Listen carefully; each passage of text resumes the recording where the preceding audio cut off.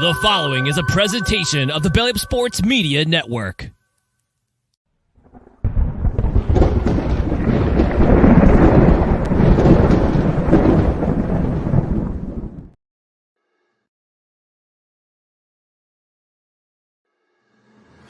We have breaking news. Manscaped now sells beard products. That's right. They are once again revolutionizing men's grooming with the brand new Beard Hedger Pro Kit. From a beard trim to a fresh shave, the technology behind the Beard Hedger Pro Kit allows you to shape your signature beard look. Now you can finally use Manscaped products to make your drapes match your carpet by going to manscaped.com and using the promo code BELLYUPFANTASY for 20% off and free shipping. It's time to tame your mane. No one likes a weird beard, so say goodbye to all your stubble and trouble with Manscaped Pro Beard Kit. It all starts with the Beard Hedger. This thing is a juggernaut of fixing faces. First off, this cordless trimmer has a rotary wheel that gives you 20 hair cutting lengths, all with one guard, so no more messy drawers full of extra add-ons. That's right, face grooming doesn't need to be hard. Get 20 different beard lengths in just one guard.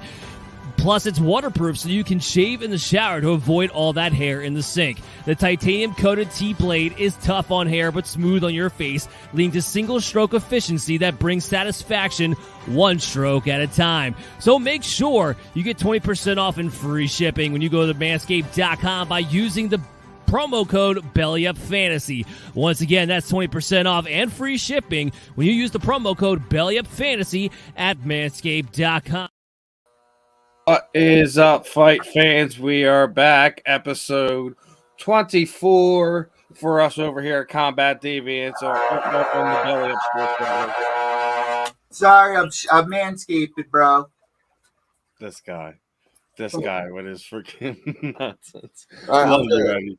Oh man, but we're gonna have a fun one tonight. Obviously, kicking things right off with BKFC fighter Mr. Tyler Randell. He's going to be getting back in age, was it the 17th, right?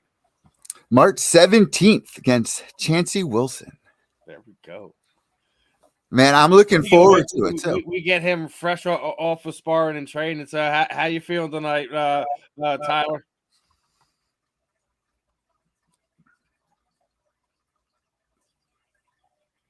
Tyler can't hear us? How can we hear him before and we can't hear him now? That's weird. That makes no sense. Here, have him edit mic settings. That's weird. Here, have him call back in. Have him just call back in. Yeah, I guess come out and call back in, I guess. Let's see how it goes that way. He can't hear us. That's the fucking issue, bro. Dude, he missed the whole, so that means he couldn't even hear the all that. You know, I had the same problem last week too. Remember? Can you hear me? I can hear you absolutely fine. That's why I was like, that's weird. Yeah, I had the same issue. Well, no, he heard us fine before we started the show. It's weird that it doesn't. Yeah, that is so weird. Yeah, but Tyler does have an upcoming fight, March 17th. He's actually had 2 fights so far. And his last one, bro, he's got a nice little finish. But the best news ever, which I can't wait to ask him, man. You hear about the new signings for BKFC? Well, who is it, Mr. No, I heard it. Mr. No, I heard Philly? it. Wait, I want to see. I want to see. Give Tyler a minute. Come back in here. Let's see if we can Start it fresh. Yeah. All right. Let's see. Yeah, I'll just edit it. Bring back part 2, take 2, Mr. Nice. Yeah, there you go. There we go. Nice. As soon as I heard nice, all right, now we're good to go. So All right, let me count back from 5 here. Ready? 5, 4, 3. Hey, what's up, everybody? Back for episode 24 here at Combat Deviants. I'm your host, Stephen Rochelle.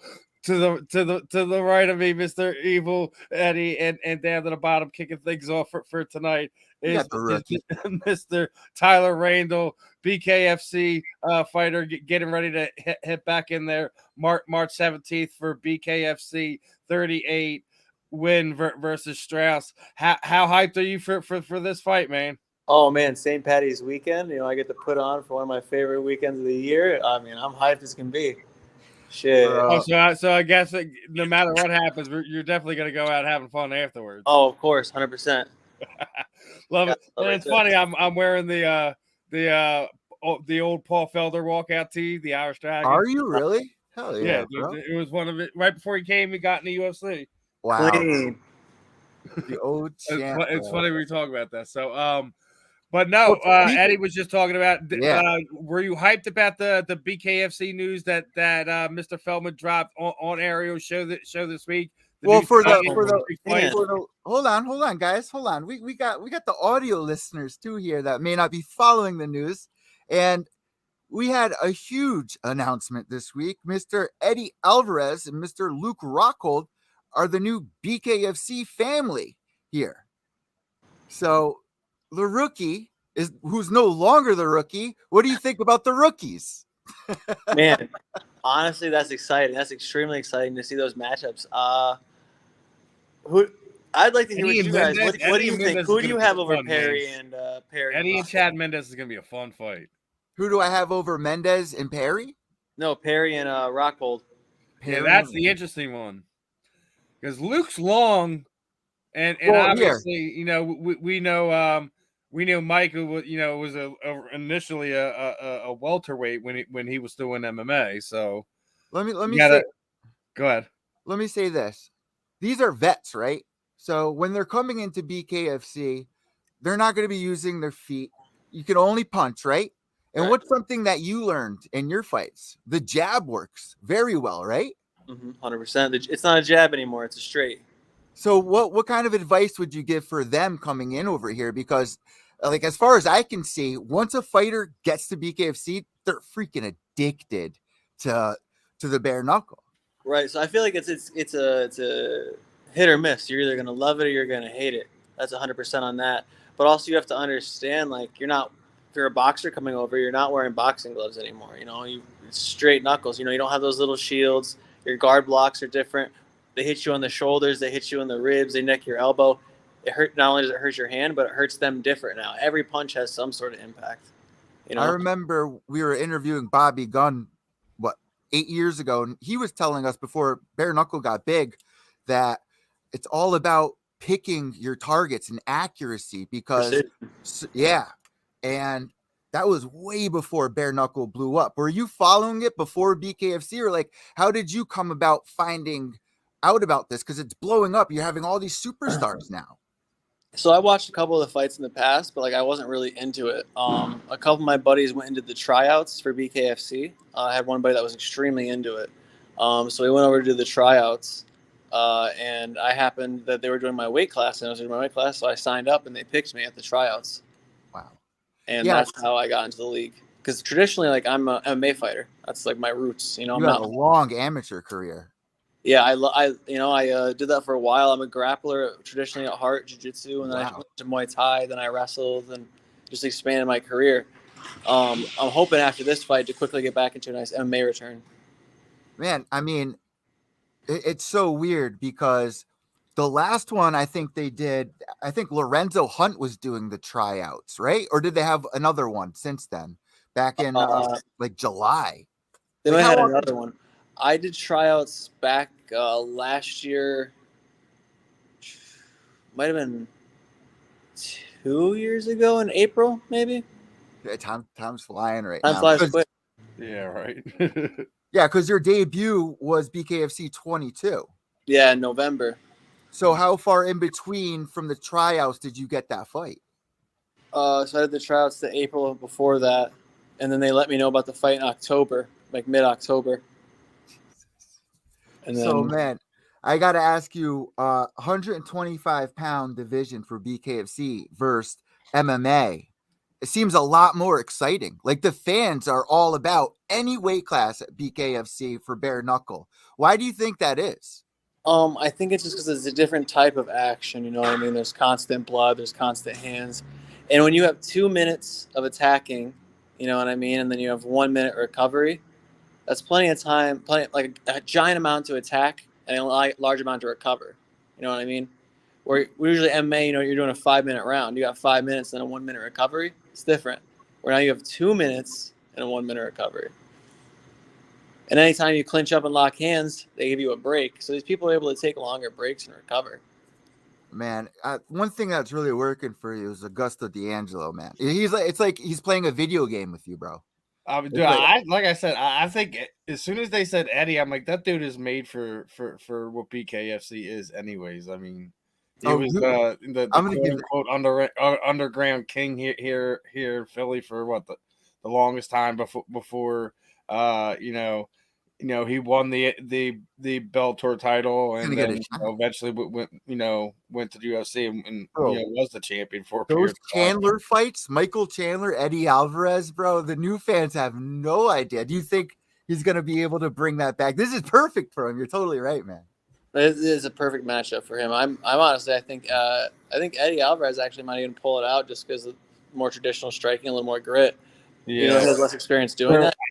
I mean, Chad's more known for his wrestling, but it's not to sit there and say like he's a completely novice striker, and and Eddie's gonna walk all over him. No, I just think Eddie's one of those guys where like you're gonna have to get him in a position where you're getting unanswered punches on him. He's just not that style of fighter.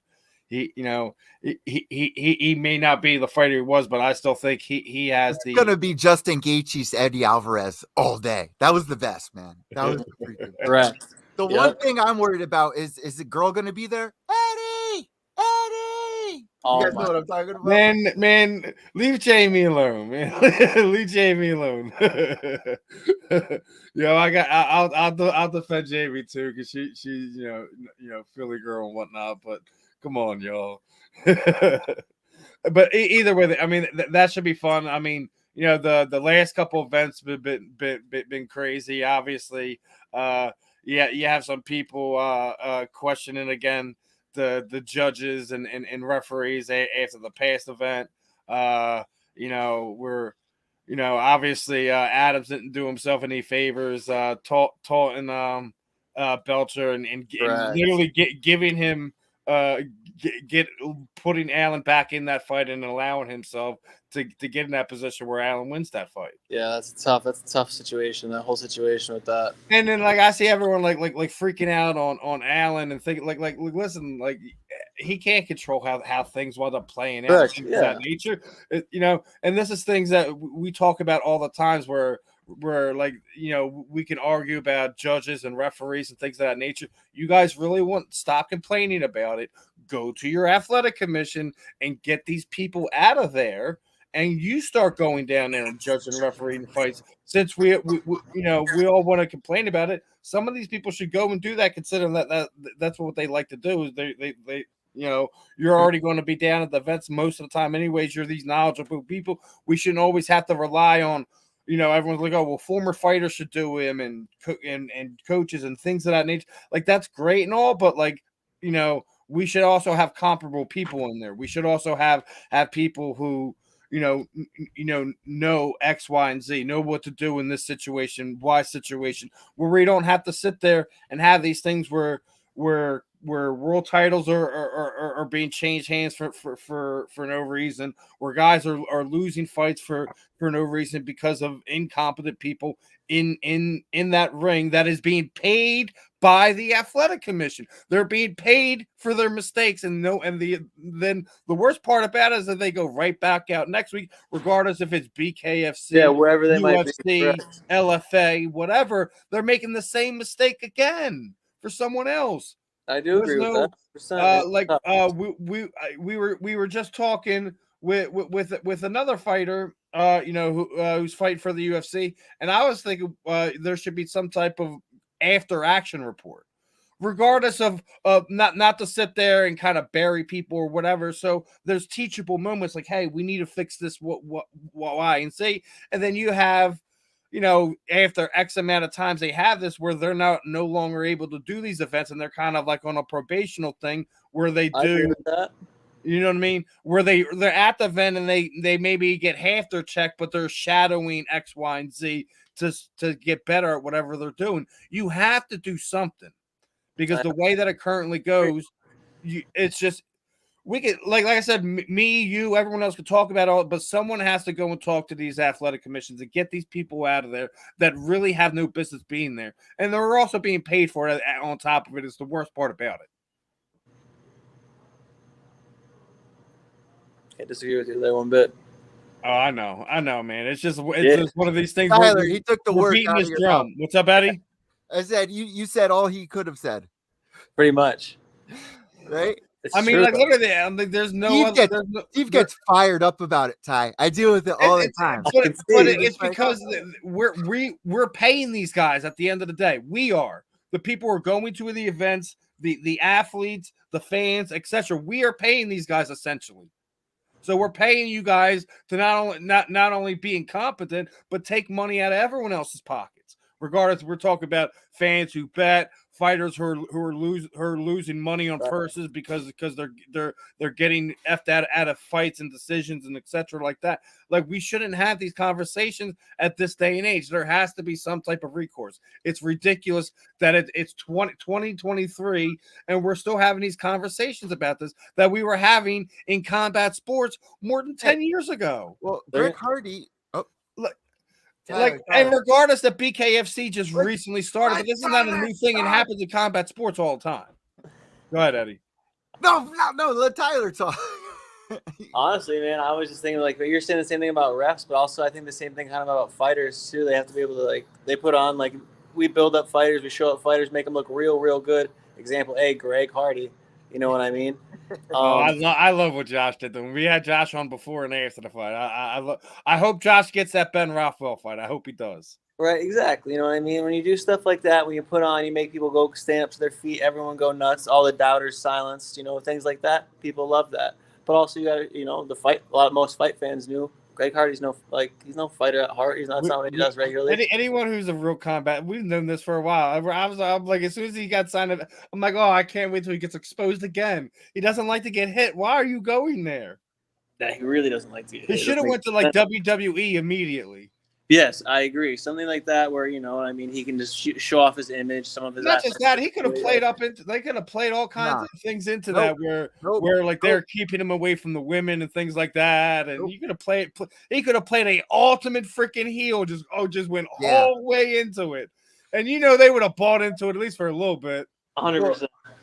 Here, let me say this. I totally disagree. And Tyler and Steve, I hope you agree with me here. And I've been feeling this. When he went to the UFC, they put him on a Rachel Ostovich card a couple of weeks after she was abused. They're like, oh, we're gonna rehabilitate a man who beat a woman by bringing him into combat sports, and we're gonna say that he's a changed man and promote his knockouts. It made me really feel kind of sick, and it was just wrong. If he went to WWE and played the heel and was getting bullied and beat up to kind of make a scripted lesson that he was going through with, I would have liked that a lot more too. I do agree. I feel like in most situations like that, it's really tough to allow someone to come back or come into a sport like this where they not only do they have to display as a role model to society and children, but also they have to be trusted in general society not to lose their shit. You become a dangerous person. You can become not a regular person once you become trained, especially at that size and level. So for that to be considered like a rehab or an okay thing to do, I think there needs to be a little more monitoring on that. So right before we went live, Steve's going to get mad, but podcasting is about entertainment. He sent me a jail inmate lookup for our last guest's upcoming opponent, SD Dumas. He beat this girl allegedly. Well, not allegedly. There's court documents on it and stuff like that. You talk about training in the gym and having self-control. Do you think if not the organization in the UFC, when the gym knows what's going on, they should take that fighter, step them aside, have a talk, and give them A or B and say, you're not going to be able to train with us if this is the actions Well, that you're going to be making. Most gyms don't really care at the end of the day. They just So that's where you got to find the right fighter, the right fighters to find the right gym. Even me, I feel like I'm at a place. Let's say if I started doing things that are out of hand or out of line, I would get pulled to the side and be given an ultimatum in A or B, and that's something you have to respect your coach for. It's as a fighter, you always want it to be like the Rookie Randell show, but also when you step into your gym and around your people, it's their show too. Because you guys, I don't know if you ever seen Nacho Libre, but you guys are the big wrestler, right? That everyone's just in awe over. And in Nacho Libre, he puts on a bad example. He's like, he's pretty much Bane in Batman, But Hey, you that's what's up. gotta realize that kids are watching, and A, B, and C, and the internet. It's out there, man. It was so easy for Steve to send me that message. It was so easy to find the victim. And it's not a good look. So when you have somebody like that, or you have, somebody that's doing something like Kobe Covington, those are two different things. There's playing a heel in an act that ignites the spirit, and then there's actual bad people out there, and it's just upsetting. What do you think about Greg Hardy being in the organization that you fight for? But before you answer that, what did you think about his fight? His first fight. I honestly, when I was watching that, I was like, has this guy ever been in a fight outside before? Why do you say that? Why do you say that? Because he was like, he just pumping his jab out there, not expecting the person to swing over top or react or throw anything. He's just pumping his jab and stepping around with his chin in the air. I get you want to find your range and you want to box. I know you're doing boxing or bare knuckle boxing. You're trying to do boxing, set up your jab and boxing, but this isn't regular boxing. So if you're going to sit there and try to pump that, I mean, that guy's going to murder you. He's going to hit you with something that you're not going to wake up from. And fucking hey. When you stepped in there for the first time, what were some of the things that you were picking up in the fight? Was that I'll never forget my first punch I threw. Right when I touched him, didn't even touch him hard, just touched him. It tipped his head back, and it started to swell up under his eye. Wow. I was like, interesting. Okay. So next time I touched him with, I turned my knuckle on his face, turned it over the other side, and it sliced it immediately. Wow. And I was like, in my head, got razor hands. Yeah, that's pretty much. In my head, I instantly went, that's all it takes to cut him? All I got to do is just cut the shit out of this motherfucker.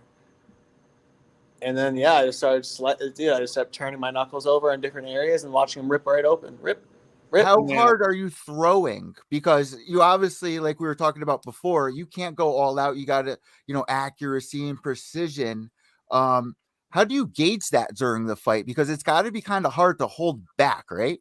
So I do a lot of studying on like these old like bare knuckle techniques and how to hold your fist and like punch really hard.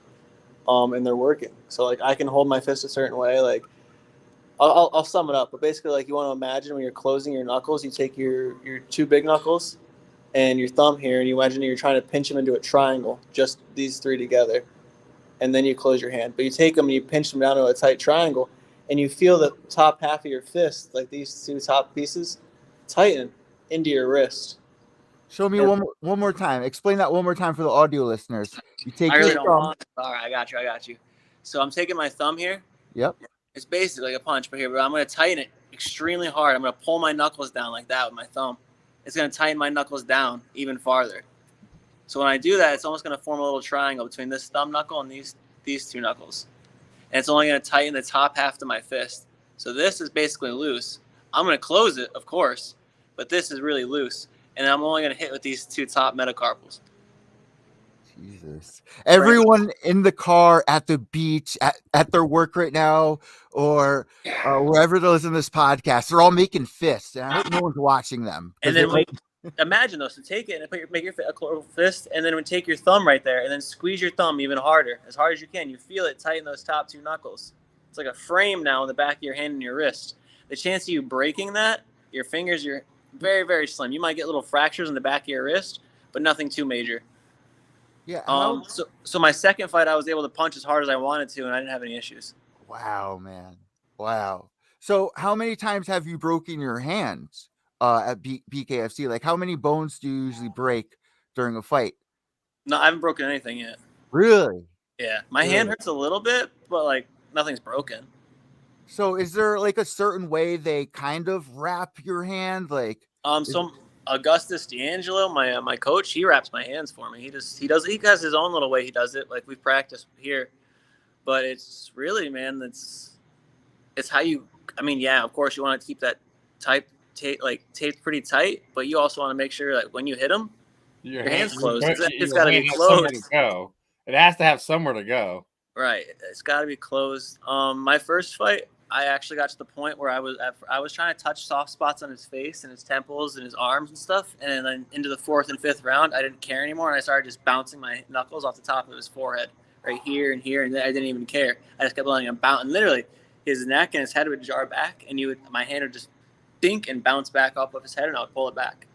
Bro, you are literally what your tattoo is on your chest. You are that crazy wolf, bro. Just scarring people up, man.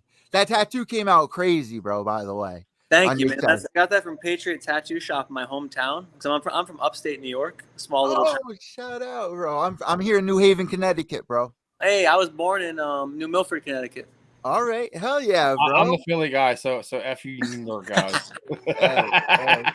So it's all love, though. It's all love. Exactly. What does the wolf represent to you? Because I want to get wolf tattoos, but there's 2 wolves in my story that I want to get. It's the story of the good and the bad wolf. I don't know if you've heard that before, about the old Indian member who tells his grandson about the good wolf and the bad wolf and how they fight every night in his dreams. And he says, well, which one wins? He says, whichever one I feed more. You know, if I feed the good wolf more, he wins. If I feed the bad wolf more, he wins. And it goes into what you do as a person. I find a lot of symbols in that could help me be a better person. And every tattoo has a story. So what does that represent to you, the tattoo that you have? So I'll start off with the one on my chest. It isn't finished yet, but it's very similar. The Ferrer wolf, it's like, very similar, like known for chaos. It's a chaotic wolf. Like once it's chaos, then like out of the pack, it's like wild and uncontrollable. So I'm gonna get a wolf on the other side. It's a little more calm. And then I'm gonna get a shield behind both of them, like some armor, because my last name, like traditionally means shield and wolf. Oh wow. Randell. Wow. So that's another reason why I'm gonna get that to represent, control of chaos, and then shield and wolf with the armor. Wow. This is a black rose back in my hand with a blade going through it. Jesus. So the black rose is like, so England controlled Ireland. When Ireland tried to overthrow England, they took the blue rose that England had and they painted it black. They painted it all black. They took all their armor, their weapons, they painted everything black. And it was like a symbol of like coming over, rebelling, getting over something. You know what I mean? Those OG gang wars they were doing, bro. That's so crazy. And so I symbolized it for like people that I've lost and like knowing that I'm not done going through what I'm going. I made it through things. And the daggers remind me that it's never over, really. You keep going. Wow, bro. Yeah, man. The hand tat is like the symbol of like what your life is. And I like how yours is able to see it. Like my tattoo artist said, I wanted to get 2 birds, right? Siri, stop listening to me. 2 birds. And they were saying, you want people to understand what it is across the street. That tattoo you got is amazing. The story you got behind it is amazing as well. The last name thing though, bro, how did you find that out? That's so cool. So my brother, like a long time ago, because I started training to fight a long time ago, and my brother was just researching like different things for me, and he thought it was cool, like to figure out our family crest. So he was researching, and he found our Irish one before it was like the English one, and he researched it, and like he found out Randell, the beginning part. I'm pretty sure it meant shield, and the last part, like Daulton, meant wolf. It might have been vice versa, but back in the day, so. That's funny you bring that up because at every family member's house of mine, we have the family crest as well. There was, I don't know what it was, if it was a promotion on TV, but you could call in or send over your family name and they would send you a plaque with the family shield, with your last name and the story behind it. and you put it in a frame and you hang it up. I've never seen it anywhere else. That's crazy that you actually have it and you brought it onto your body for the world to see for BKFC. That's awesome, man. That's the stuff we love to hear during these interviews, bro. Yeah, I've always taken like big pride in like stuff like that and like that kind of idea. And I used to play video games a lot as a kid, so like also things like that like really interest me. Man, you know what I'm playing right now is Far Cry 3. Okay. Never played Far Cry. I was playing Fallout. I was playing Fallout for a little bit. I was playing Borderlands for a little bit. Far Cry, bro. I'm on an adventure, bro. When this interview's over, dude, I'm taking over pavilions. I'm screwing. Yeah, no, Far Cry's really legit. I don't know which one I play. I started playing one of them not that long ago. I went in Far Cry 4, but it was legit. It was so much fun actually. Borderlands too. What's your favorite video game? Mine is Chrono Trigger. I don't know if anyone knows what that game is. It was on the Super Nintendo, SNES. Chrono Trigger, best game of all time. Steve, Tyler, what are your guys' favorite video games?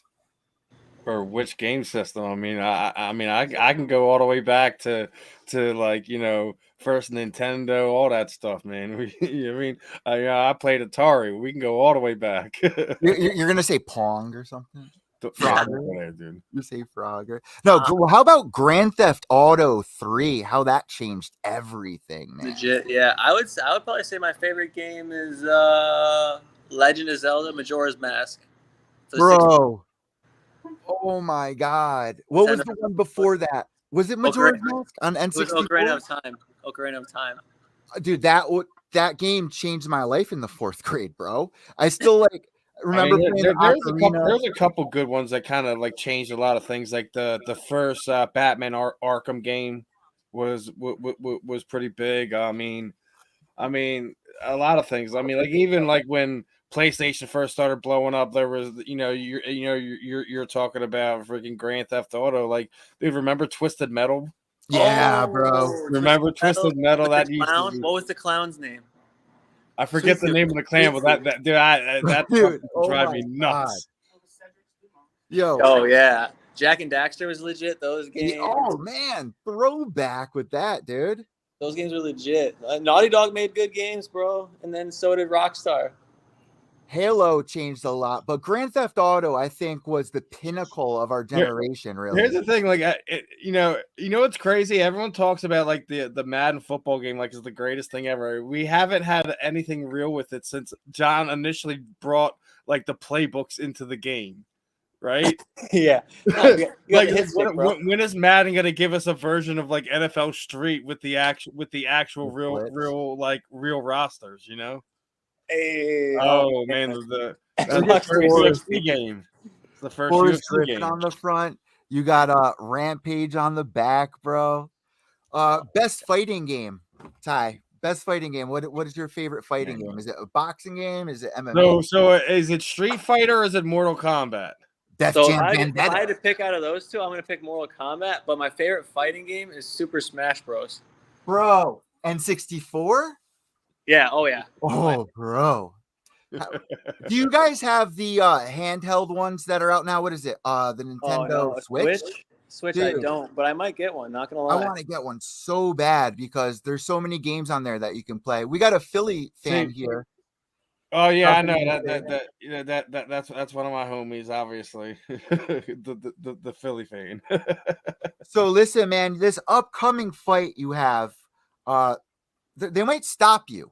They might stop you because they look at Tapology. They look at another fighting site like Boxing Rec. You have two different ages out there. Tapology says you're 26. Another site says you're 28. How old are you? Oh shit! I turned 28. All right.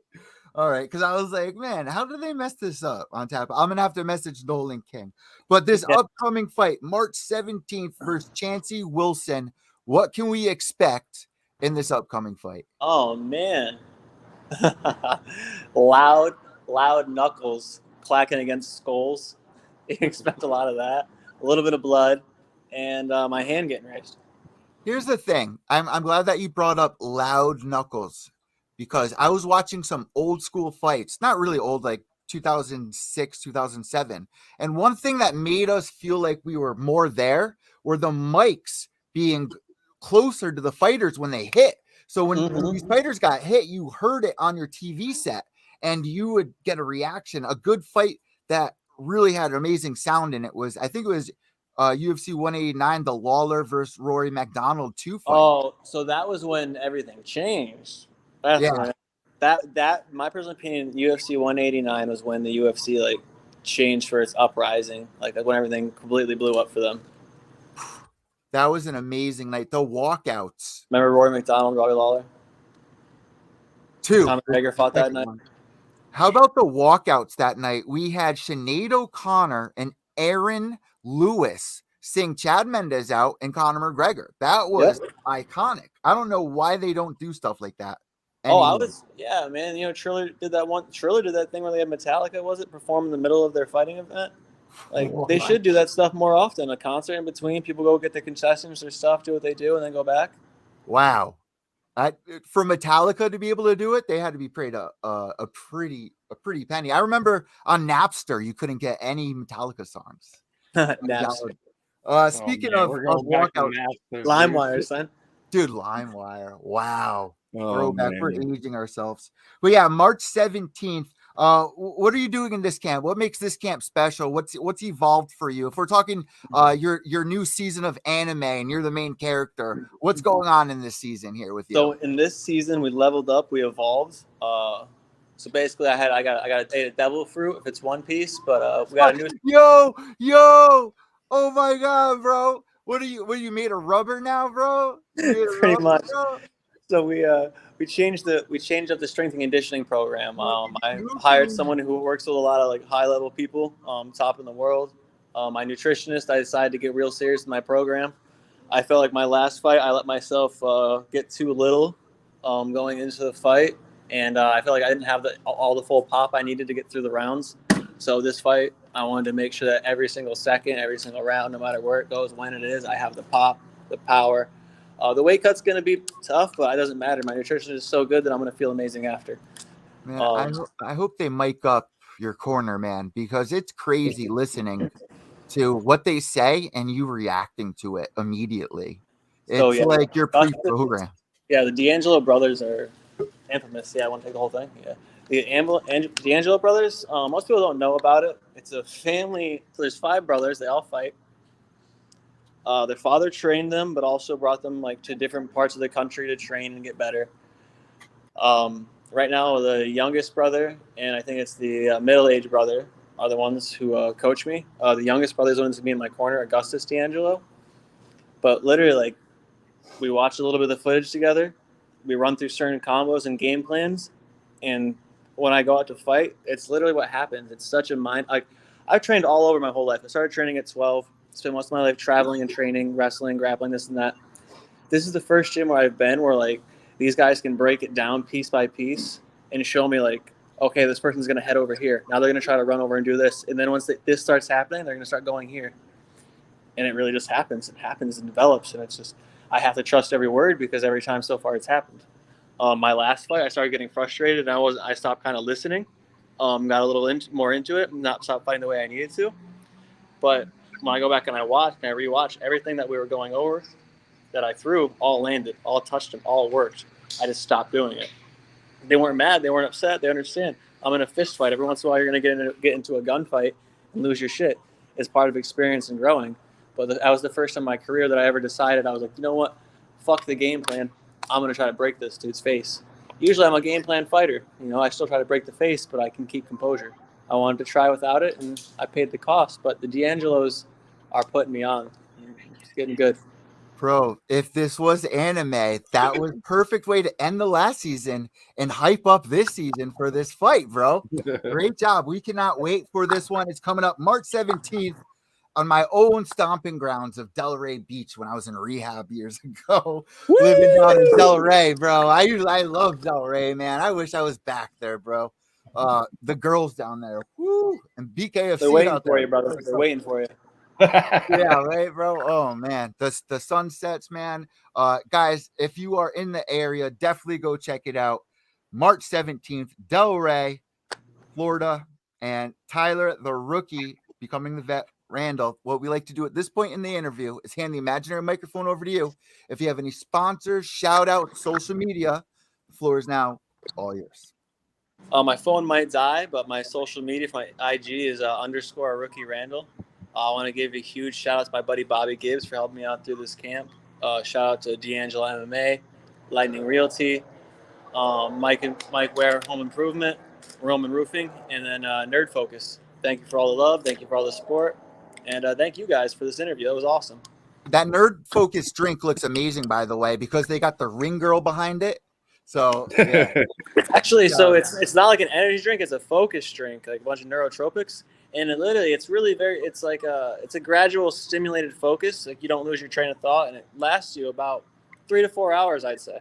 Wow. So it's like a stimulant mushroom kind of focus. I'll check that That's out. what it feels like. Yeah, it feels kind of like a mushroom. It does? Yeah, like a light mushroom. Yeah, that's what I would compare it to. The micro dosing, man. Well, we got to have you back on. Good luck on March 17th. We wish you best of skill. Yeah, thank you guys. God bless, and talk again soon. Have a good one, Tyler. We'll be in touch, my friend. Have a good one. Yes.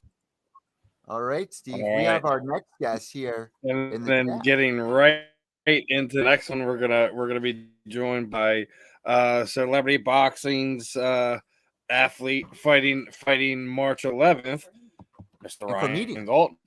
Ryan, how we feeling tonight, my friend? Doing fantastic. The rookie, he was saying you got to break the face, and that's what I plan on doing. He basically just summed it all up: break the face. You know? Yeah. I want to break a face. I didn't know I wanted to break a face until I heard it come out of his mouth, and I'm like, that's exactly what I want to do. Yeah. So he helped me out on that one. You know what's crazy too? He's breaking faces and not breaking bones in his hand. That's a skill. That is impressive. That really is. That is impressive. How do you break a bone but not break your own bone? That's fucking crazy. Huh. That is a good, right? Yeah. Oh, that's good. That's good. I mean, I guess that's almost kind of the mantra of boxing and combat sports these days. Absolutely. Absolutely. All right. Let me cut down straight to it. Let's So hit it. I'm familiar with celebrity boxing, a little familiar. Yeah, we definitely are familiar, especially if we're just talking to a bare knuckle boxer, and now we're talking to literally, if you look at it, the brother on the other side of the coin's promotion, because that's the same. That's true. The other Feldman. Yeah, that's true. The other Feldman. People who don't know, Dave and Damon both have their own promotions. Yep. Dave Feldman is the co-founder, CEO of BKFC, Yep. and Damon has been running celebrity boxing for almost like 10 years now, ain't it? At least, yeah. No, it's been going on for a hot while. That's for sure. I mean, for people and some of us who haven't followed long enough, Dave actually used to run MMA promotions way back when was XFE was bought out by Cage Fury Fighting Championship, which is kind of one of the feeder leagues to the UFC, which is on UFC Fight Pass. And Dave and his son got stuck there for like 2 years until their contracts was up, and that's when Dave finally had the money to launch and go and do what he's doing with BKFC. Obviously, he had a big week this week, signing Luke Rockhold and Eddie Alvarez. That is pretty badass. I mean, obviously, it's fun being able to be a part of guys who can promote really big fights. Obviously, the celebrity boxing definitely has had a lot of big fun matchups over the last few years and things of that nature. You're gonna get, I think, is this your first, second time with them? My third, my third fight. Third fight going in, 1-1, technically on paper 1-2, but in my last fight, I took a week's notice. Someone got injured, they pulled out. I go in, and I was dealing with a little back injury. I'm not one to create excuses, but I got a ton of them on this one. But I did tear a hole in my back, and then I had to call it in the second round because I was stiff as a board. I'm like, I can't move. So I was just like, let me call it, or he's just going to knock me out. So I don't think he beat me. My body beat myself. So I'm going to eliminate that loss, and I'm going to stay 1-1,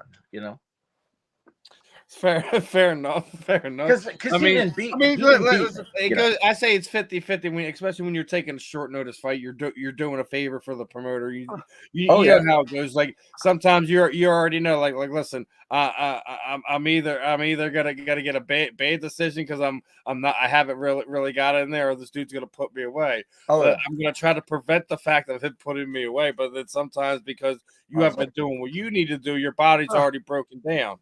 Yeah. All right. You hear it a bunch of times. You know, Well, hold on. Hold UFC guys that just you get into it, you're going at it, and your body. You're like, listen, my body broke Wait, down. I don't know what to tell you guys. when you have a fighter in there, and may he rest in peace, like Aaron, I'll keep his last name out of it, fighting Lamar Odom.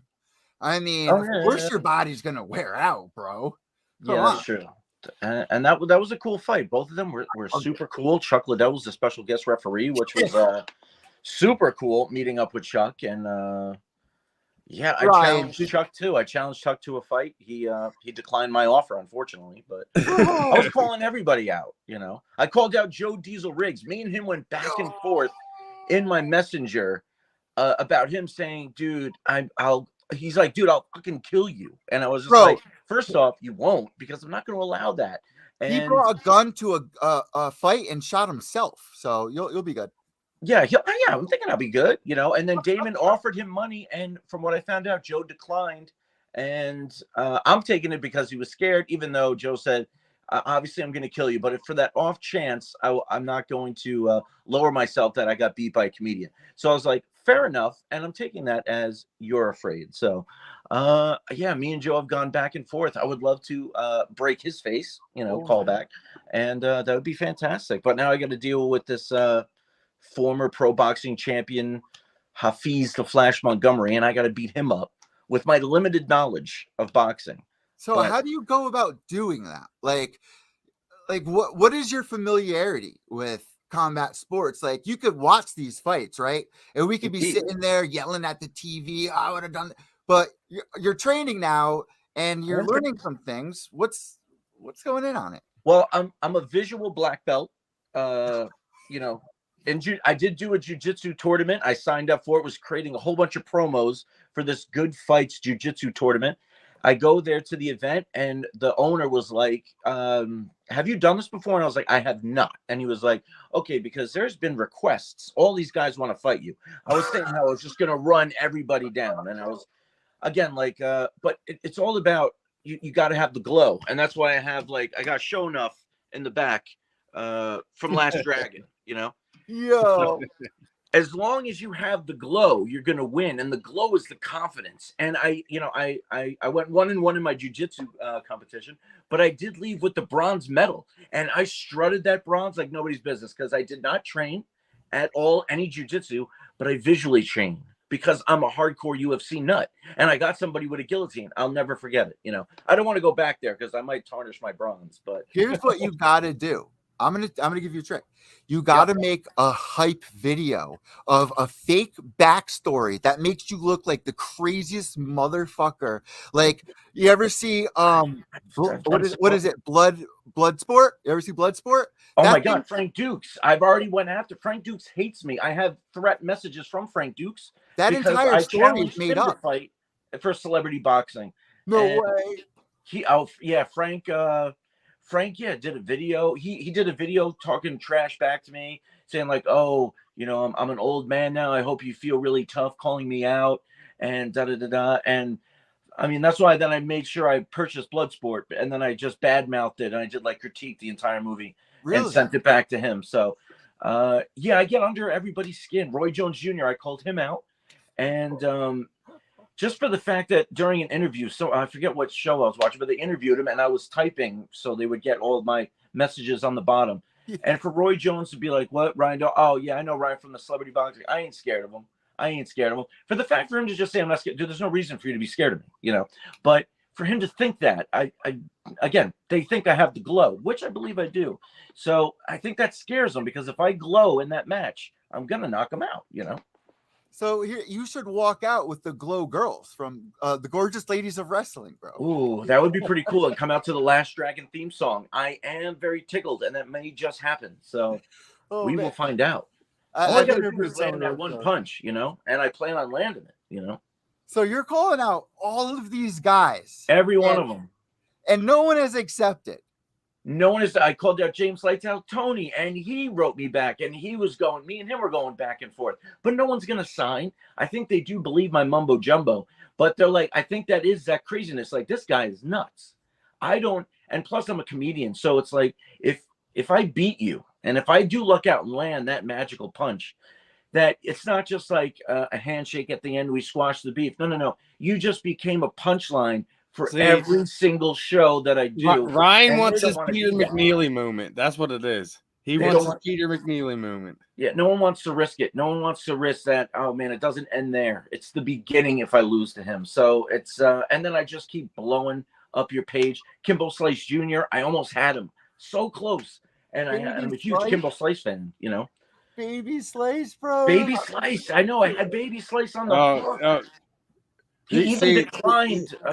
You want Baby Slice so you can be Seth Petroselli, right? Oh, I would love it. I have the poster of Kimbo Slice when he fought Ken Shamrock, and I was just like, Baby Slice, I would love to mount your head right next to the poster of you right next to your dad.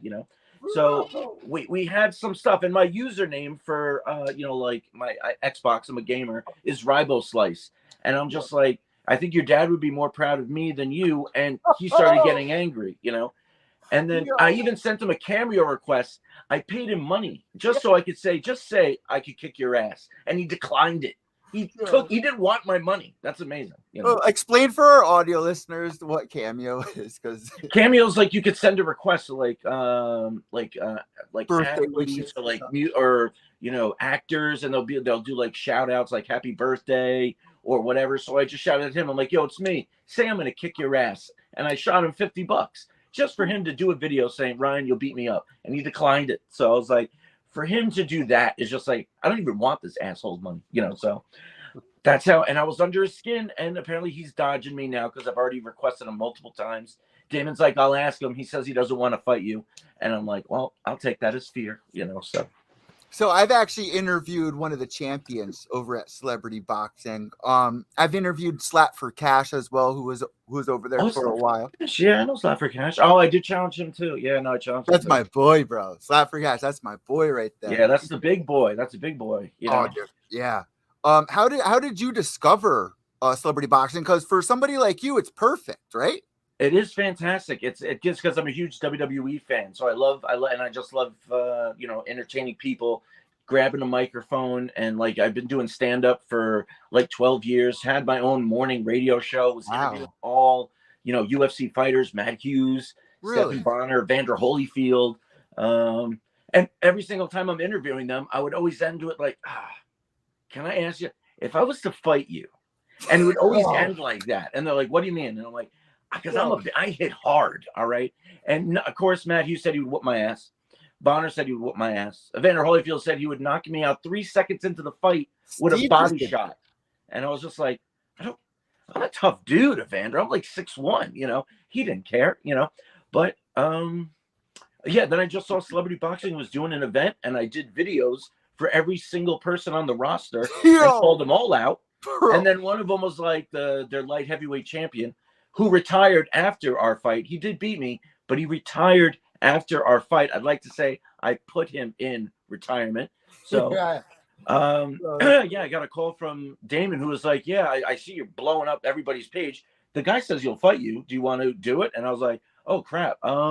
Yeah, I'm a visual Golden Gloves winner.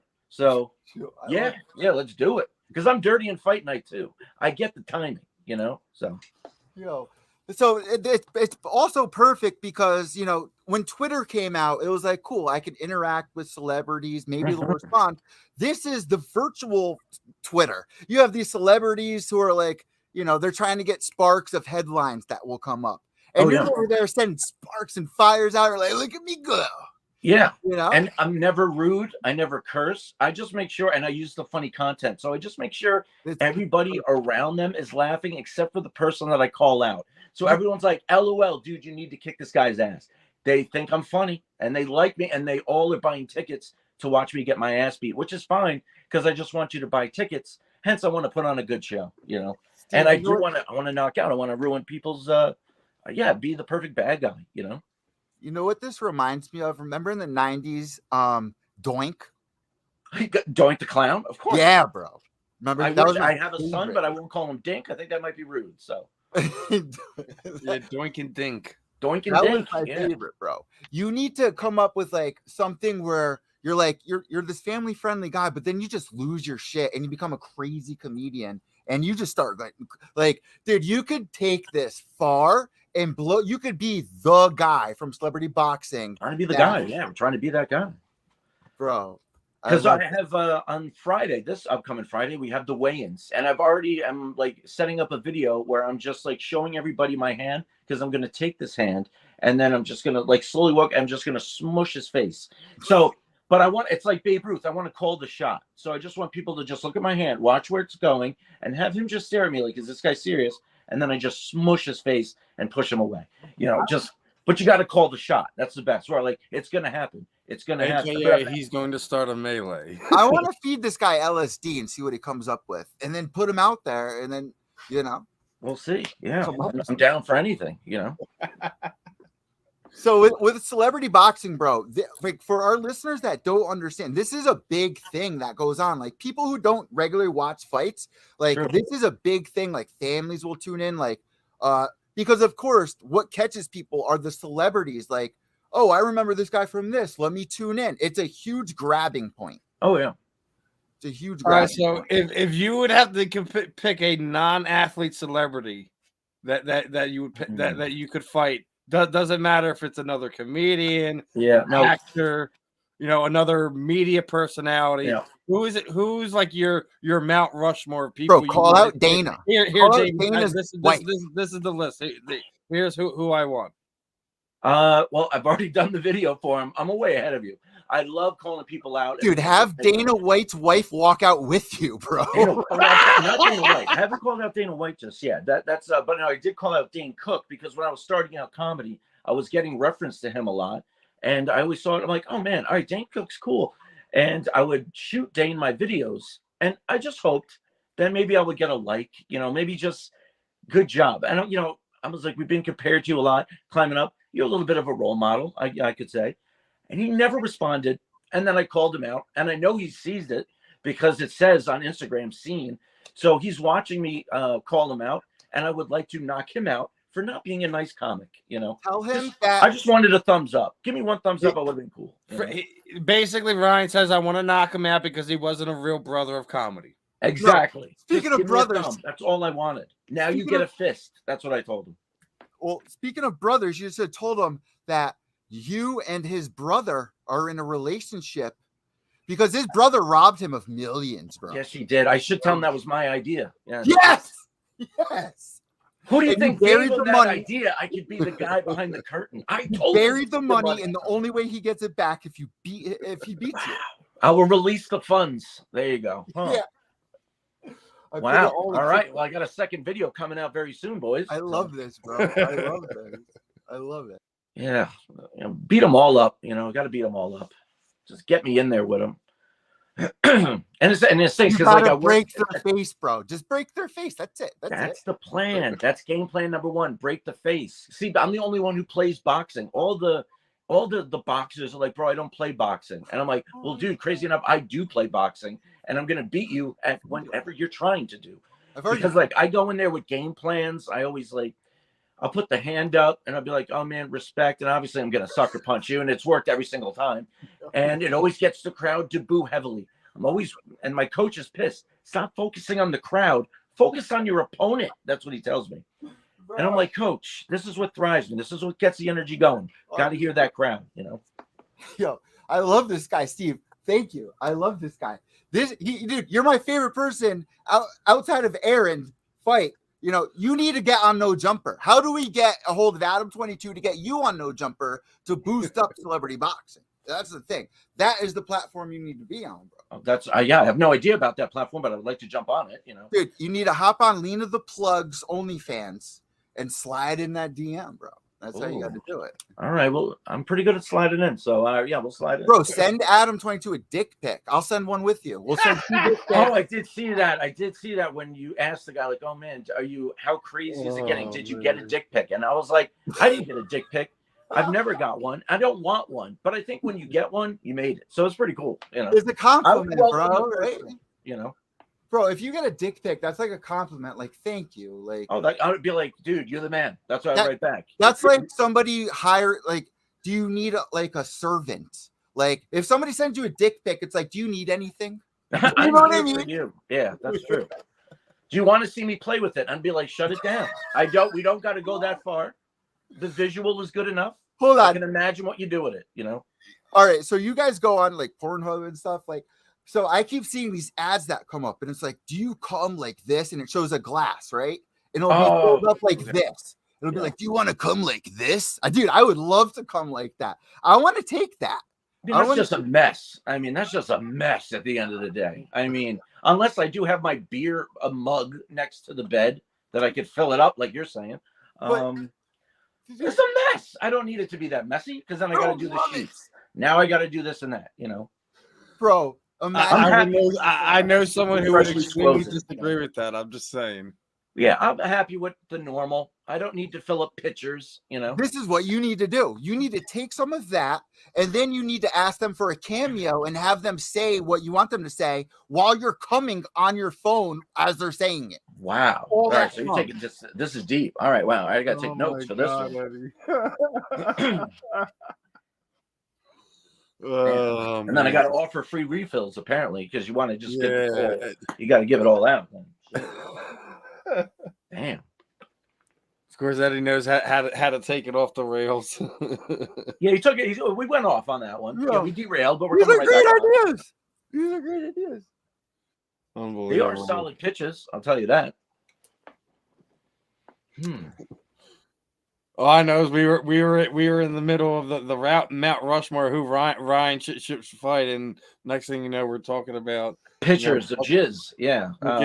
Instead of Dana White slap full of white substances. Instead of Dana White slap league, we'll come up with Dana White's Jack League, bro. Wow. The Jack See who off could league. come the most. No. From the New York ejaculators, and it's just like Ryan Daulton right here, and then that's the game. Whoever could fill up the pitcher first wins. I mean, if there's a title to be had, I do want it. I'm not gonna lie. And when you have Dana White's wife walk out with you, then she has to drink it. Oh Lord! So now we're going like you're going like trophy cup. What are you doing? You're being outrageous right now, dude. Jesus. I mean, you're brainstorming crazy ideas. We're in the fight game, and you're talking about, I gotta unleash my anaconda feature. Bro, film, your cum glows like plasma. We're gonna call you Young Plasma. Young Plasma. I'll take it. I thought I was getting up there in the age, but when you call me Young Plasma, now I feel a little bit younger, so that's kind of cool. Oh man, Young Plasma. Does sound like there's Black Adam and then his sidekick, Young Plasma. So. Yeah. I could be the Rock sidekick in his sequel. So, oh my god, nah, he's not coming back. Remember, he threw a hissy fit because James Gunn took over.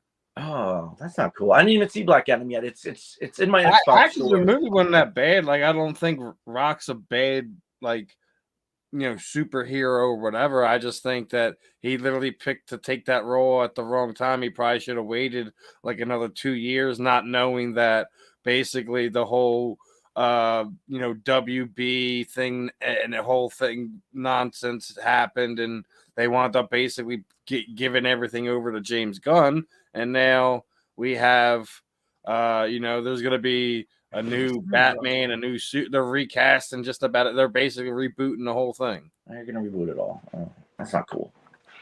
It is when you literally make a mess of your cinematic universe as bad as DC has over the past 20 years. Yeah, that's true. You kind of get what you deserve. They are bringing back Keaton though, so they are getting a plus in that category. I think that's the biggest thing, because it all started downhill when they went away from them. Like, you think that's when the Batman whole problem They're with Batman bringing back started. Michael Keaton, Beetlejuice, Batman Keaton. Indeed. Cancer Dad Flash movie. Cancer Dad Keaton. Cancer remember that Dad movie? Keaton. Wow. You very remember the good. movie where he has cancer and he My and Life pregnant? with Nicole Kidman. Yeah. No Oh one yeah, we remembers. all know that. Keaton's playing a lot of good stuff. It's cool that he gets to kind of reprise that because, like I said, he was robbed of a third Batman, and then because Multiplicity. Warner Brothers wanted to continue to make movies, they brought in Val Kilmer and George Clooney, and those movies were absolutely horrendous. And then we had to wait until like 2008 before we got Christian Bale's. That's true. I have the original Michael Keaton here we Batman cards from 1989 in There you mint go. condition, Man. bro. I would take a gander at those. Swear to God. Yeah, speaking of, are you into like cards and stuff like that, like comics, like Steve is? I'm a huge movie buff, video gamer. I have my fair share. Punisher is my favorite comic book, so I do have a decent amount of Punishers in the house. But yeah, I don't really read much comics beyond the Punisher. Well, I'm gonna turn you into a card collector because I have a great idea for cards. Okay. You know, like jersey cards. Jersey cards. Like they take a piece of the jersey. Oh yeah. No, those are cool. Yeah, those are cool. You like girl fighting, right? Like female fights. I'm down with some female fights. Yeah. Bro, crotch rot cards. They cut out the vagina part, the crotch rot, and they put it in a card. Is it scratch and sniff? Yeah, right. I knew that. I thought I'm like that's got to be where it's coming because the number one seller. Smell the card. Okay. The number one seller is Steve, the girl who pooped herself. Remember her? She That's fought, the number one. That's the rare. That's the Yeah, rare that's- that's going for a lot on eBay right now. That's the Jordan. That's the 89 That's the Jordan. Jordan. Oh my Oh, god! man. Oh my god, dude! What? I just got the shit. I got the shit card. Yeah.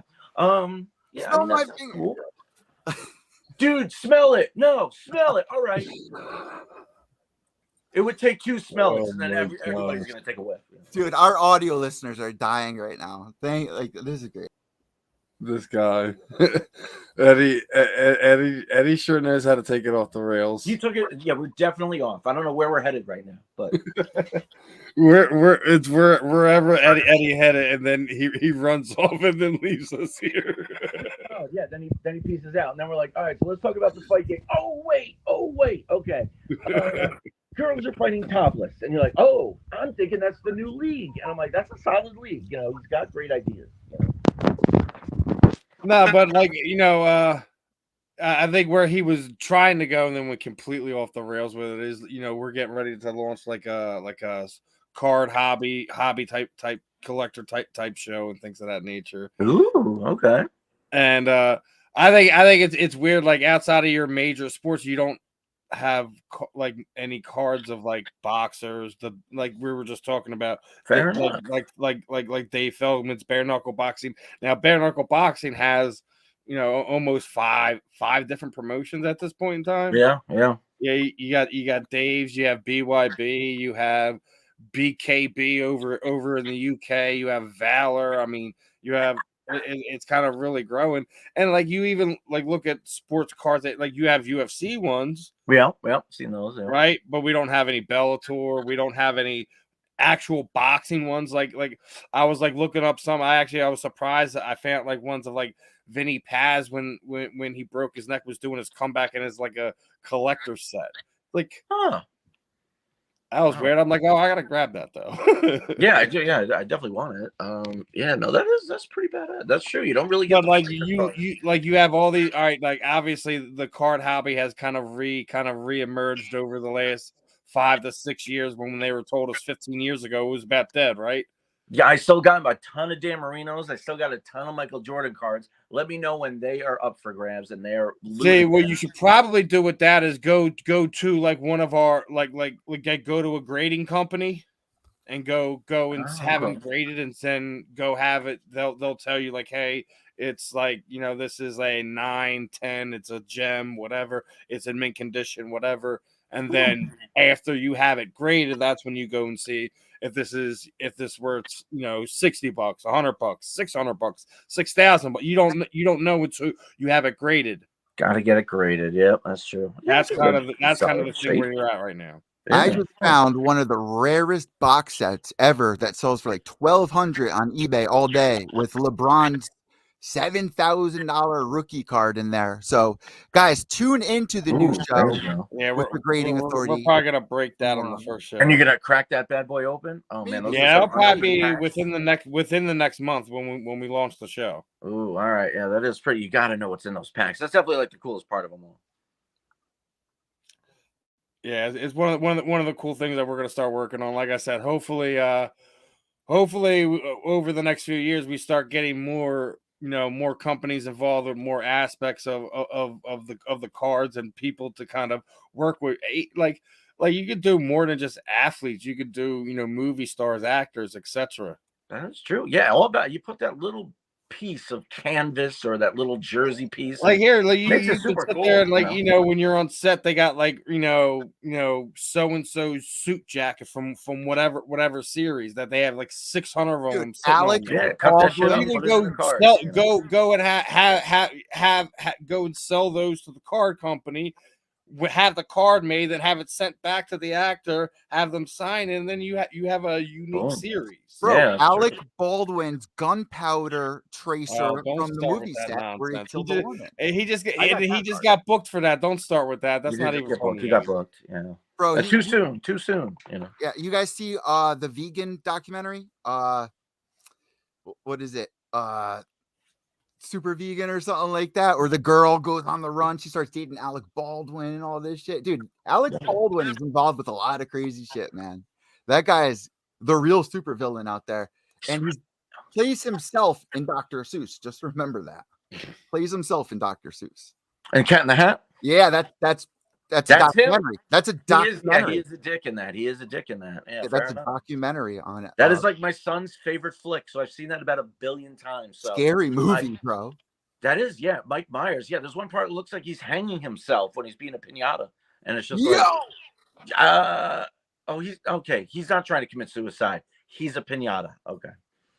That's crazy because they do all that kind of symbolism shit. Like, yeah, it didn't look good. He looked like he was dead, hanging from a tree. But bro, where's Peralta when you need her? Right? Where's Peralta when you need her? Oh man. So listen, right? Yeah. Comedy shows. I've been saying this for so long. I've been watching, Kill Tony, podcasts and stuff like that. Here in Connecticut, I live in New Haven. We used to have Jokers Wild. They would do comedy shows. Oh, okay. I have Mohegan Sun, Foxwoods, right? Foxwoods, yeah. What kind of shows would you recommend going to as a new comedy fan listener? You wouldn't go to the big shows off the bat, right? You would want to see like local shows, right? Starting out, everybody wants everybody to go to the open mics and support your local comedy. But then, if you want to see a little bit higher level, instead of people trying out jokes and you're going to get a lot of stinkers, a couple goodies in there, but a lot of stinkers, you can always hit up the city, and then you just you get like not too bad pricing. Go to Gotham, Broadway, Comedy Club, Stand Up New York.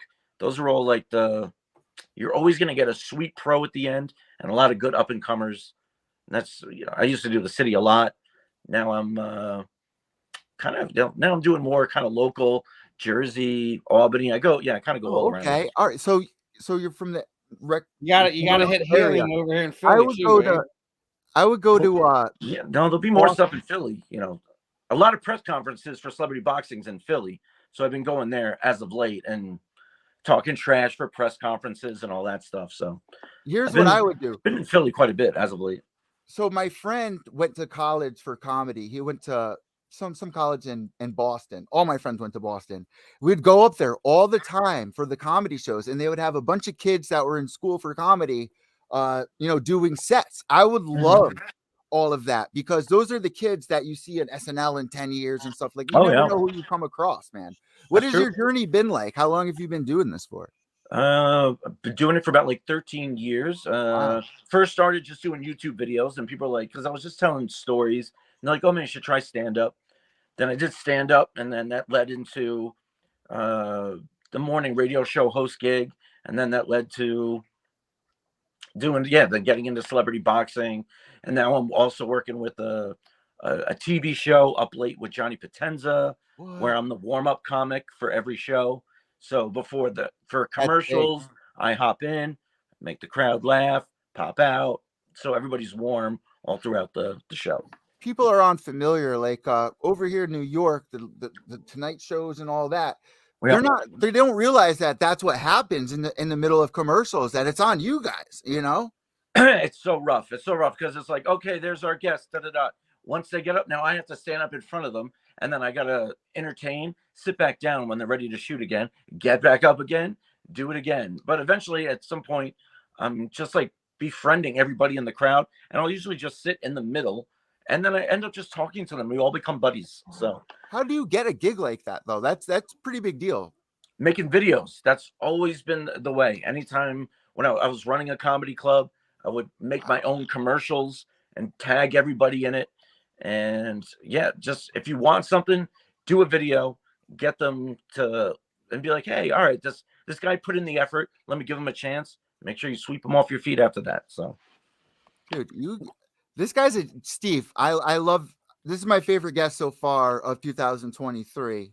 My heart just smiled. I don't know if you heard that, but it just did. And then he goes, all right, I'm gonna try to fight you now.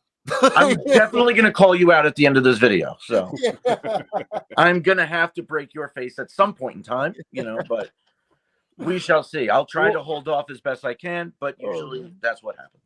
Oh, man. Even the owner, Damon Feldman, we did one press conference, and he's like, can you call somebody out? And he held the camera in front of my face. He's like, do something funny, call somebody out. And I'm like, can I just fight you? And he's like, whoa. And then he takes the camera down. You can't call me out. I'm like, I'm calling you out. And I'm like, you're the face of celebrity boxing, and I want to break your face. So he was like, no, you're not calling me out. I'm not fighting no more. Pick somebody else. I'm like, all right. You should download an app Call them all where you out. can make fake DM messages. You get a picture of his wife's profile photo, and then you type some crazy stuff. And I'm doing his wife, man. I'm going after. I have a wife. If I go after another wife, I lose my wife. So this is not good. You're giving me bad advice. You're telling me to go after wife's wife. Go after Damon's wife. You show your wife. You show your wife. Yeah. Fake DMs of Damon sending you dick pics. Oh, and then she fights Damon. That's what. All right. That's see now we're thinking. All right. Trying to have a boxing tag team. Boxing tag team. There you go. Husband and wife versus husband and wife. I'm telling you, people are going to buy that pay-per-view. End it off with who can come the most in that tag team. And then we're coming again at the end. Say that's like the after credits scene. Oh, wait. And speaking of pleasuring, we seen the collective combat sports world had a pleasuring moment this past week when Jake Paul finally lost. I was happy. I was waiting for it. I couldn't have been happy. My thing is you finally fought a boxer that's not 170 pounds. I know. Even though I thought Askren was going to whoop him. I thought Woodley was going to whoop him again. I was like, oh, I got Woodley again. Anderson has to whoop him. You can't bet against Anderson. I never will. I've lost as of late quite a bit since he started losing, but you just can't bet against Anderson. He's like, the problem is Anderson looked good in his last boxing match, and then when he knocked that out one, Tito, it was like, wait, that didn't look like the same guy we just seen 6 months ago. Scripted. Mike Perry just showed us. Oh, didn't he showed like a script of how it was supposed to go or something? Yeah. He should have released it the night of the fight, not the night before, Yeah, no, that is good. Like, oh, here's the script I got. Enjoy the fight. And it's like, oh, shoot. But he lost. I'm glad he lost. And then if he wants to rematch it, nobody's really going to care, I don't think. Everybody wanted to see him fight Diaz. And we'll see. But now Jake lost. So it's like, dude, you're not. I wonder if PFL's still going to let him fight and do his MMA fight now. Oh, for sure they are. I heard he was going to fight Cowboy Cerrone. That's what I heard. I don't know if that's true, but I heard that was the. What is with him in welterweights? You fight at 200 pounds, dude. Why are you little guys? Welterweights? Mm-hmm. This is my real gripe with him. I have no problem that you're everyone is a self-promoter to some point. Yeah. Bravo for you getting to this point. But would you stop picking on the smaller dudes? That's true. He just wants the little guys. Yeah, no, that's true. Go look at the UFC fighters he's fought. What's the common denominator? the denominator, 170 pounds, 170 pounds, and you just said Donald Cerrone. Where's he fight? Oh, he's initially 155 pounder that's fought at 170 pounds in his career. My mistake. That's true. Yeah, that's true. Yeah, no, he's trying That's to pick my him right. biggest gripe with him, man. First off, if you're gonna box, box somebody who fights at 200 pounds. You were supposed to fight Racine Rockman Jr. Oh, yep. You back out of that one because he was a half pound over. Take money out of his freaking purse like a real man does. That's true. Stop playing with me. And then who's the other one now? You have Tommy Morrison's son, Kinsey. He's been calling him out all over the place. I know. Oh, I love Kinsey. Who's a UFC middleweight. You can fight him too. Who's more of a wrestler than he is a boxer. Why don't you fight him? True. Here's the thing: he does not want to fight guys around his weight class because what happens when you get up and with them heavier boys, they can land heavier punches. All I'm saying is fight guys around. If you want to fight Grandpa, that's about coming out retirement. That's on you. But promote it as such. Don't be sitting and telling me you're fighting. I think the thing that made me the most mad is because he was fighting Fury. That the WBC was like, oh well, we're gonna give him an official ranking if he wins this fight. So you're gonna tell me that he boxes three MMA guys, then in one boxer you're gonna give him a ranking? Sure, like I deserve the ranking, to be honest. What is that telling everyone else? You do. Yeah, no, I agree. That's been my problem with him. You can self-promote, get yourself anywhere where you want, because that's what half the combat sports world does as it is. When you talk about sports entertainment and things of that nature, those things come hand in hand. But when you're sitting there fighting inferior people, telling me these are these great matchups, no, they're not. You're destroying somebody's name to build yours up. Mm-hmm. That's right. It's one thing when we're talking about celebrity boxing because we're not sitting there saying these are the two best athletes in the world. It's who wants to fight each other. That's when it comes down to when we're talking about celebrity boxing. Do you guys remember when Screech started? Screech was in celebrity boxing, like basically did. Yeah, Dustin Diamond is like the king of celebrity boxing. He was. I did a show with the OG. Screech is a good guy. Well, he wasn't really, good guy, but right. You did a show with him. What? You did a show with him? Yeah, and I even had because I wanted him to do an autograph because my wife's name is Kelly. So on the autograph he wrote to Ryan, fuck Zach and Kelly. I love Ryan and Kelly. So I was like, because we're the most pop kids in school, so that was badass. That was badass. Hell yeah. He was a dirty comic, but he was mad cool, chilled afterwards. And yeah, he was dope. Everyone knows like what type of comic it was. You know who was a dirty comic was the guy from Full House. Bob Saget. Yeah, man. Filthy, great dad on TV, dirty dog on stage. Yeah, man. All right, for our viewers right now, for our listeners, we're pretty big on the podcast, right? So comedians, up and coming comedians for us to check out. I'll sit and watch all night. What are some good names here? Oh no, up and coming. We all know the Joe Rogans of the world, everyone who's mainstream. I can't get into heard of Kevin Hart. Like we've heard of all these big names, and now some of them are becoming OGs to this point. But like if you had to sit there and say like these are going to be the handful of guys to watch over the next 5-10 years, who would you like to give a nomination to? Damn, that's tough. See, I have a top 5 favorite comics of all time, but I don't up and comers. Let's hear your Rushmore. We I got the Rushmore. So we got like Carlin's number 1. If anyone says anything else, see, I'm anti-Carlin, unfortunately, because he's a rude comic, and I don't like rude comics. I don't like them. Carlin's down. He's not even in my top 20. Number 1, Stephen Wright. I don't know if a lot of people know Stephen Wright. He was in Half Baked. He was the guy on the couch. That's, if a lot of people know. Stephen Wright, probably one of the best comedians. The dude is monotone, does just one-liners, but can just kill it. And just does, oh man, he's fantastic. Stephen Wright's number 1. Number 2, Dane Cook. Unfortunately, role model. I hate him. I want to beat him up. But he does get number 2. Number 3, Mitch Hedberg. Fantastic. Number 4, David Cross. He's amazing as well. Yeah, not a lot of people got love for David Cross. David Cross is like one of them underrated guys. He's so underrated. I've seen him live. He kills it. And number 5, tie between Dice Clay and Patton Oswalt. I can never pick my number 5. Those two are always fighting. Every time I hear another skit, I give it to the other guy. But... Please tell me you have the old Dice cassette tapes, bro. Oh, of course. Can anyone of you tell No. me a recent big time movie he's done in the past 5 years where he was Brain a big Smasher? Fantastic. Yo, he just brought up. Did anyone catch him in Stars Born as Lady Gaga's dad? Oh God, no, I didn't. Well, I didn't see that flick. Crazy enough, and I have. He was basically playing like a guy that was always trying to be like the dude who was always around celebrities. He was a limo driver, right? Dice Clay. And his daughter, the character in the movie, winds up is Lady Gaga, winds up being blown up by Riley Cooper's character, who was I guess a burning out country singer. It was kind of funny. Oh shoot! Remember Sam Kinison and Andrew Dice Clay little rivalry they had? Andrew Dice Clay crying. That's true. That's true. Yeah, but I'm a big Howard Stern fan. I do follow all of that. I do love all of them. Bro, Mitch Hedberg, man, what did you like about his comedy? Because his comedy actually really affected my life in such a positive way, man.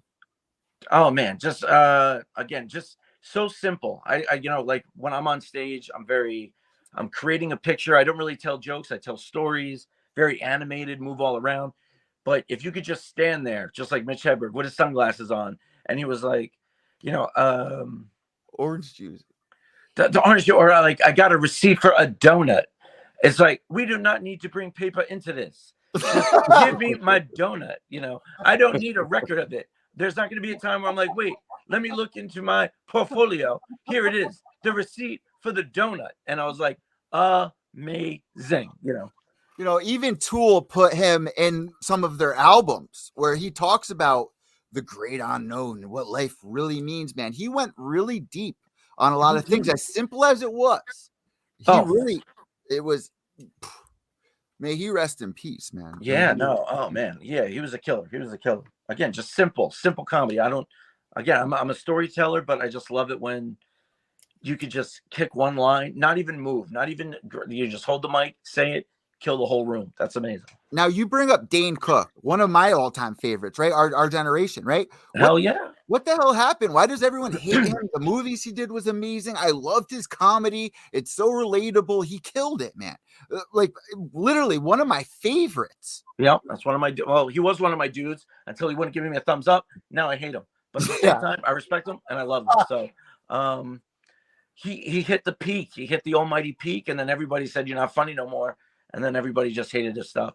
But I never changed. I've always been like, you the man, Is it kind of like a Family Guy situation where it's like you've seen his jokes, you've seen the act, and it's like the same thing? Like, is it not evolving? I think it was that he was getting older and he was still doing his, cutting off the words, and he didn't really evolve, I guess. And people were just like, oh, we get it. This isn't funny anymore, I guess. I mean.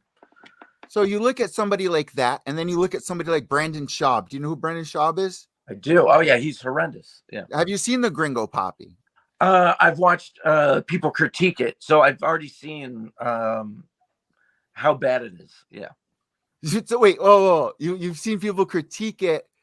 They were like playing the worst clips, and they're like, "Oh man, he references Flaming Cheetos again," and then it's like him doing the same joke again and again and again. Like he doesn't have material.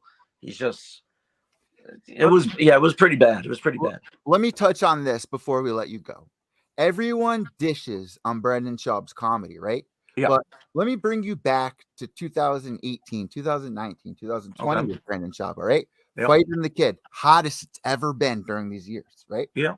He's coming up with all these one-liners, right? Scrooge McDuck, the Golden Snitch, right? Yep.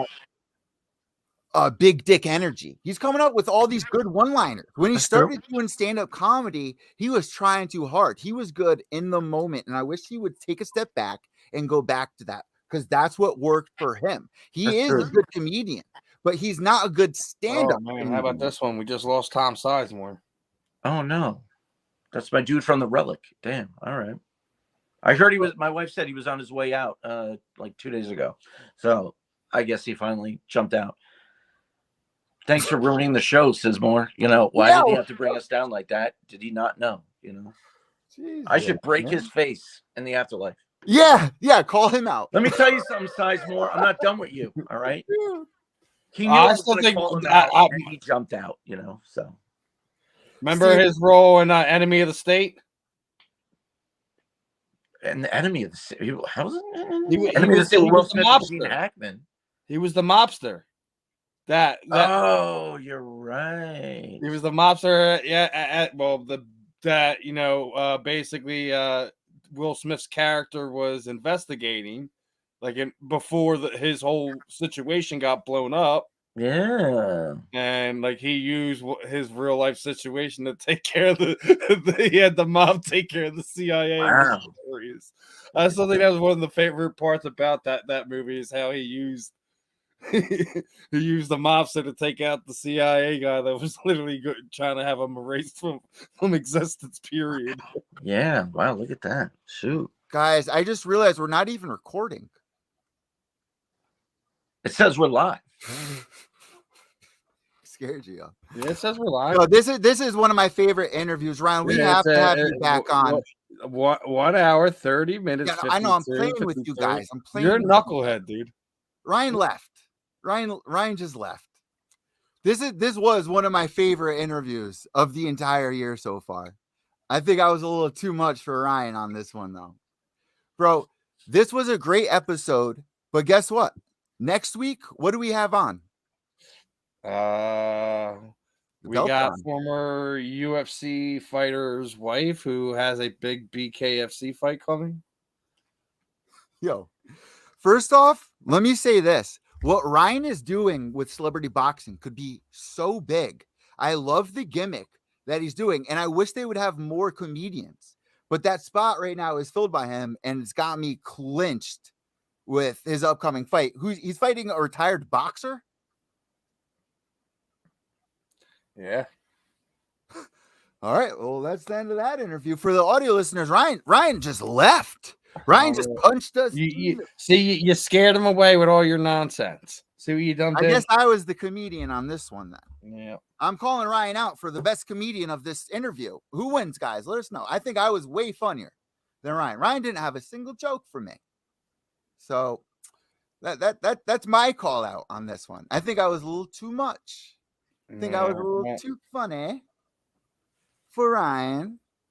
But that was a fun one. I already have Tyler in my DMs. Hadn't said he had a blast. He needs our Instagram, so I got to send him that information. Bro, the whole beef with you and Ryan's opponent, and now my beef. Wait, Tyler's opponent. So, dude, Steve versus Tyler's opponent, Eddie versus Ryan. Now, Celebrity Boxing, June 14th. Check it out. And we're gonna wrap this one up. It was definitely another fun one here, and we're gonna see you guys next week, same time, same place. So make sure you're locked in for all our shenanigans here on Combat Deviants. We are Deviants. Sports Network. Catch you guys.